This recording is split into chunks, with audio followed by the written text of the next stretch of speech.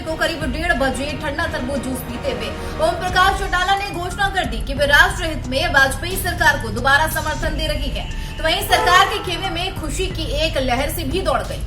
धोखा देने के खेल में सरकार के चेहरे पर वक्त से पहले मुस्कान आ गई थी, लेकिन कुछ लोगों ने नोट किया कि किसी ने लोकसभा के सेक्रेटरी जनरल एस गोपालन की तरफ से चीट बढ़ाई है और गोपालन ने उस पर कुछ लिखा है, उसे टाइप कराने के लिए भेज दिया है। देखिए रिपोर्ट। उस टाइप हुए कागज में लोकसभा अध्यक्ष जीएमसी बाल योगी द्वारा दी गई रूलिंग थी, जिसमें कांग्रेस सांसद गिरधर गोमांग को अपने विवेक के आधार पर वोट देने की अनुमति प्रदान की गई थी। दरअसल गोमांग फरवरी में ही उड़ीसा के मुख्यमंत्री बन गए थे, लेकिन उन्होंने अपनी लोकसभा की सदस्यता से तब तक इस्तीफा नहीं दिया था। वरिष्ठ पत्रकार स्वप्न दास गुप्ता ने एक मीडिया रिपोर्ट में 10 मई 1999 के अंक में लिखा था, उस रात कोई भी नहीं सोया। सरकार की तरफ से बीजेपी सांसद रंगराजन कुमार मंगलम ने मायावती को यहां तक आश्वासन दिया कि अगर उन्होंने पहले से तय स्क्रिप्ट पर काम किया तो वो शाम तक उत्तर प्रदेश के मुख्यमंत्री बन सकती है। उनके खेमे में गतिविधि देख तब विपक्ष के नेता शरद पवार उनके पास पहुंचे। मायावती उनसे जानना चाहती थी कि अगर उन्होंने सरकार के खिलाफ वोट दिया तो क्या सरकार गिर जाएगी। पवार का जवाब था हाँ। जब वोट देने का समय आया तो मायावती अपने सांसदों की तरफ देखकर जोर से चिल्लाई, लाल बटन दबाओ।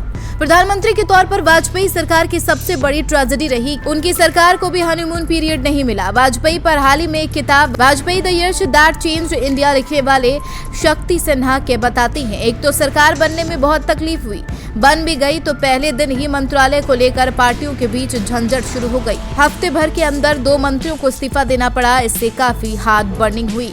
जयललिता ने पहले ही दिन से उनकी नाक में दम कर दिया। उन्होंने कहा दूसरे दिन मंत्रियों के खिलाफ भ्रष्टाचार के आरोप है, उनके भी हटाइए। फिर स्पीकर के चुनाव को लेकर झंझट हुआ। बहस में जिस भाषा का इस्तेमाल किया गया वह असंसदीय था। अमेरिका में भी जब नए राष्ट्रपति सत्ता संभालते हैं तो उन्हें 100 दिन का ग्रेस पीरियड मिल जाता है। महीना 2 महीने उस सरकार के बारे में जोश रहता है और लोग उसकी आलोचना कम करती है।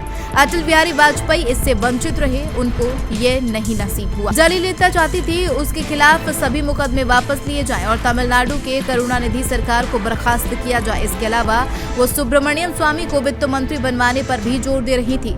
वाजपेयी इसके लिए तैयार नहीं हुए। 6 अप्रैल को जयललिता के सभी मंत्रियों ने वाजपेयी को अपने इस्तीफे भेज दिए। 2 दिनों के बाद उन्होंने वो इस्तीफा राष्ट्रपति को भी बढ़ा दिया।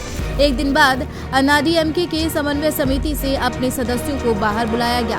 कुछ दिनों बाद जयललिता दिल्ली आई और दिल्ली के एक 5 सितारा होटल में ठहरी। उनके साथ उनके 48 सूटकेसों का सामान भी आया। अगले कुछ दिनों तक दिल्ली में राजनीतिक गतिविधियां तेज हो गई।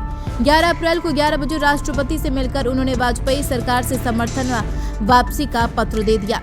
हालांकि अगली संसद के बजट सत्र की बैठक होनी थी, लेकिन राष्ट्रपति नारायण ने वाजपेयी से विश्वास मत लेने के लिए कहा। शक्ति सिन्हा कहते हैं, मेरी नजर में तब भी और अब भी यह गैर जरूरी फैसला था। चूंकि संसद का सत्र चल रहा था, सही तरीका यह होता कि वाजपेयी सरकार के खिलाफ अविश्वास प्रस्ताव लाया जाता या फिर ये देखते हुए कि बजट सत्र में उसके धन विधेयक को गिराकर सरकार को हराया जा सकता था। वाजपेयी के विरोधियों ने 1990 और 1957 के उदाहरण पेश किए, लेकिन दोनों समय संसद की अगली बैठक अगले दिन के लिए तय नहीं थी। ऐसा इसलिए नहीं किया गया क्योंकि विपक्ष के पास वाजपेयी के किसी विकल्प के बारे में आम सहमति नहीं थी। इसके पीछे यह सोच भी थी कि अगर किन्हीं कारणों से अविश्वास प्रस्ताव गिर जाता है तो वो नियमानुसार अगले 6 महीनों तक अविश्वास प्रस्ताव दोबारा नहीं ला सकते थे।